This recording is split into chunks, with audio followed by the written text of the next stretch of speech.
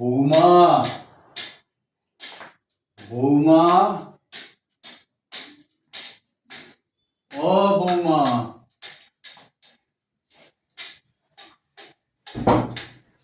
কি বাবা আপনি?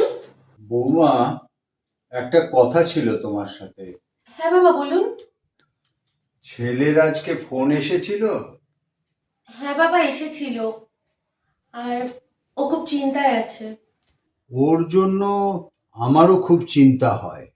আসলে ওর চাকরিটা চলে যাওয়াটা খুবই চিন্তার বিষয়। আমার তো কোনো কাজকর্ম কিছু নেই, কি করে সংসার চলবে কিচ্ছু বুঝতে পারি না।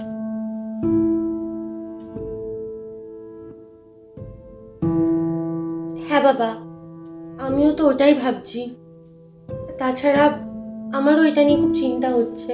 তা ও কবে আসবে টাসবে কিছু বলেছে? ও ফোন করেছিল আমায় বাবা, হুম, বলছে যেখানে কাজ করে সেখানে কিছু পাওনা টাকা আছে, সেগুলো একেবারে তুলেই এখানে নিয়ে আসবে। আর টাকার পরিমাণটাও তো সেরকম বেশি নয়। তাও বাবা ওর 1 সপ্তাহ লাগবে এখানে ফিরতে। বৌমা, এখন ছেলের কোনো ইনকাম নেই, তারপর আমিও বসে আছি। তো সংসার কি করে চলবে কিছুই বুঝতে পারছি না। আমি আগে গল্প লিখতাম, বিক্রিও করতাম, কিছু টাকা পয়সাও পেতাম, কিন্তু এখন তো চোখে দেখি না। কি করে কি হবে, তুমি আমাকে একটু হেল্প করতে পারবে? কি বাবা? আমি যদি গল্প বলি তুমি লিখে দিতে পারবে? কারণ এই গল্প যদি আমরা বিক্রি করি তাহলে আমাদের সংসারে কিছু টাকা আসবে, আমাদের সংসারটা একটু ভালো মতো চলবে। পারবে তুমি লিখে দিতে? হ্যাঁ বাবা পারবো, অবশ্যই পারবো। শোনো বাবা, আজ রাতে সব খাওয়া টাওয়া সব হয়ে গেলে রাতের দিকে ওই কমলা, মানে আমাদের যে কাজ করে মেয়েটি, ও শুয়ে পড়লে তুমি আমার কাছে এসো। আমি আমি গল্প বলবো, তুমি গল্প লিখবে। পারবে তো? হ্যাঁ বাবা পারবো। বাহ, বেশ ভালো। তা তা বৌমা, তুমি একটু চা করে নিয়ে এসো। ঠিক আছে বাবা, আপনি বসুন, আমি নিয়ে আসছি।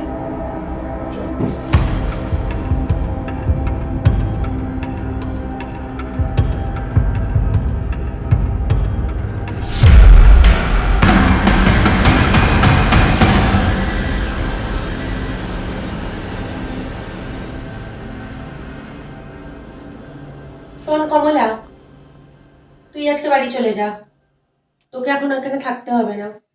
কিন্তু দিদিমণি কেন? আমার অত কথা বলার সময় নেই, তুই চলে যা। আর তোর কাছে যাওয়ার জন্য সব পয়সা কড়ি আছে তো? হ্যাঁ ঠিক আছে, তাহলে তুই চলে যা। বৌমা, হ্যাঁ বাবা। আমার জানো, আমি যে আগে গল্প লিখতাম তার অনেক রাইটস আছে, অনেক। তার বর্তমান বাজার মূল্য কত জানো? কত বাবা? তা আনুমানিক 2 কোটি টাকা। এই যে তোমাকে রাইটসের কথা বললাম, এই রাইটসের কথা আমার ছেলে। আর আমার আমার প্রচুর সম্পত্তি, প্রচুর। আমার আলমারিতে প্রচুর টাকা পয়সা গয়না রাখা আছে, যা আমার ছেলেও জানে। বৌমা, বৌমা, আমি তোমাকে সব দিয়ে দেবো, সব। আমাকে বলতে করে বৌমাকে সব দিয়ে দিয়া তারা পুরো তোর মজা আমি দেখাচ্ছি। তাহলে এখানে এই প্ল্যানিং চলছে? আমার একটা কথা শুনবে? কি কথা বাবা? তুমি যবে আমার ছেলেকে বিয়ে করে বাড়িতে এসেছিলে তবে থেকেই তোমাকে আমার ভালো লাগে।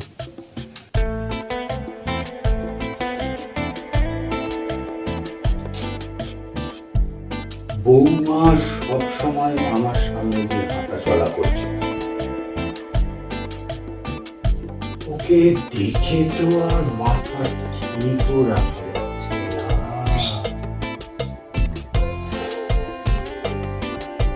কলেজে বাড়ি আনা যায় কি করে কি করে কি করে? ঠিক উপায় পেয়েছি। তোমাকে আমি ভালোবেসে ফেলি, কিন্তু কিন্তু মুখে কিছু বলতে পারি, কিছু বলতেও তখন পারি। তুমি তুমি তুমি কি আমাকে একটু সময় দেবে? আমার আমার ছেলে তো এখানে নেই। বলো না, বলো না, তুমি আমাকে একটু সময় দেবে? আমি আমি জানি, আমি জানি তোমার তোমার একাকী। এসব কি বলছেন আপনি বাবা? বৌমা, বৌমা ভেবে দেখো, আমার টাকা পয়সা কম নেই। আমার আমার এই গল্পের রাইটস কত কোটি টাকা, আমার আমার ব্যাংক ব্যালেন্স, আমার আলমারিতে অর্থ গয়না, আমার অনেক অনেক টাকা। আমার ছেলেটার এখন চাকরি নেই, ও কদিন বাদে ফিরে আসবে। কদিন বাদে ফিরে আসলে পরে আমি যদি তোমাকে আর ওকে ঘাড় ধাক্কা দিয়ে বাড়ি থেকে বার করে দিই, তখন তোমরা কোথায় যাবে? তখন তোমরা কি করবে? কি করবে তখন? তোমার তোমার এই রূপ যৌবন, এই রাস্তার সব শেয়াল কুকুরগুলো ছিঁড়ে ছিঁড়ে খাবে। তোমাদের আর থাকবে না। তোমরা থাকবে কোথায়? তার থেকে আমার প্রস্তাবে রাজি হয়ে যাও। তার থেকে একটা কথা বলি বৌমা,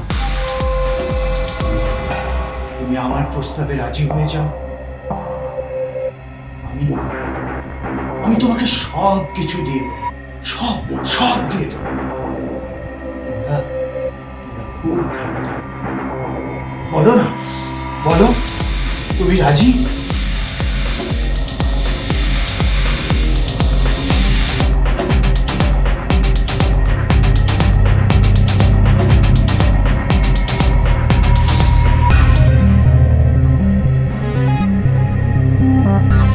হ্যাঁ বাবা, আমি রাজি।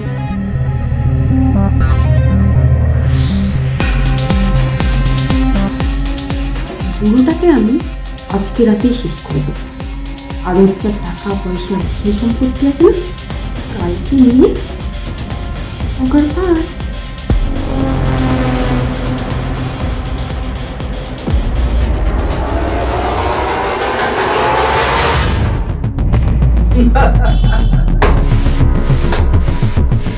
কমলা ম্যাডাম, তোমার যে সব খেলা আমরা ধরে ফেলেছি। খেলা? কিন্তু কি করে? খেলা কি করে?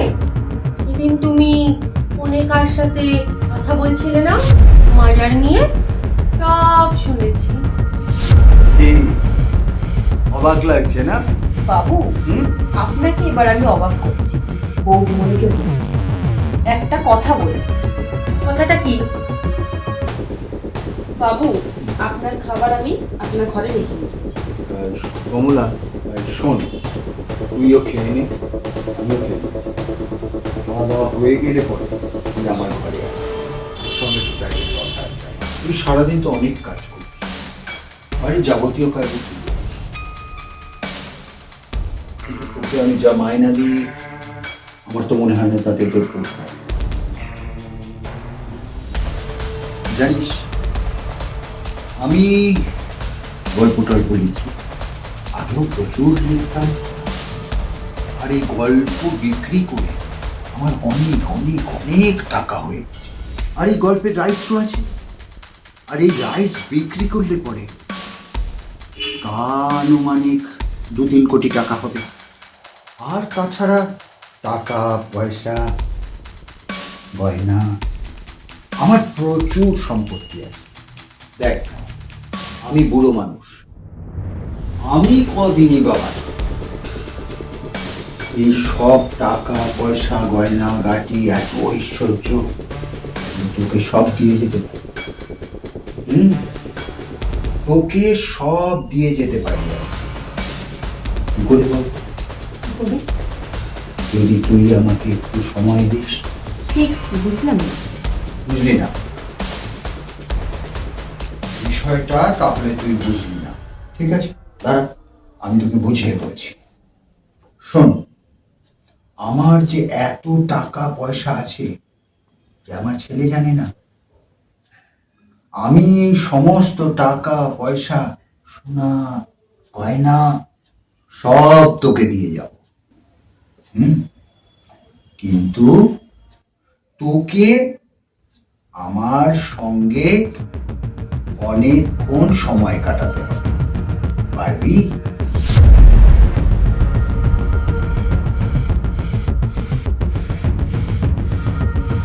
হ্যাঁ, আমি পারি। পারবি?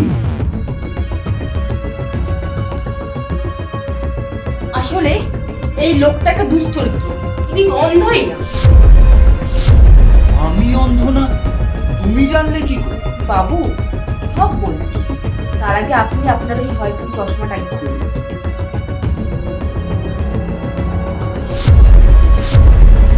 বাবা, আপনি সত্যি চোখে দেখতে পারেন? আপনি যেদিনকে বসে প্ল্যানিং করছিলেন সেদিনকে আমি সব শুনে নিচ্ছি।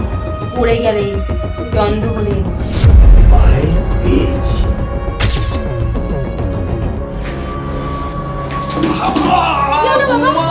আপনার কি হয়েছে? আপনি এরকম পড়ে গেলেন কেন? বৌমা, আমি চোখে দেখতে পাচ্ছি না, আমি কিচ্ছু দেখতে পাচ্ছি না বৌমা, আমি কিচ্ছু দেখতে পাচ্ছি না। বাবাকে তুলি।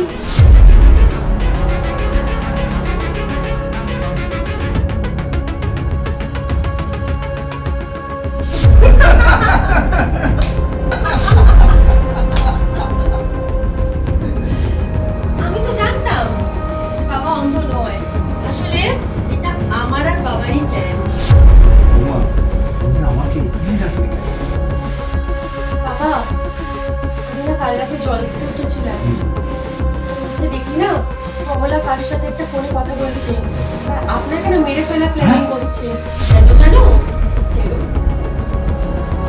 কারণ আমার বর আসছে, আর আমার বর যাতে আমাদের নিয়ে সন্দেহ না করে, তাই জন্য এই প্ল্যানটা করা। তুমি না তোমার কথা চিন্তা করো, যে তোমার কি হবে। বেশি বাড়াবাড়ি না করে চোখ কান মুখ বন্ধ করে এখানে পড়ে থাকো, বুঝলে? মুখের শাটার বন্ধ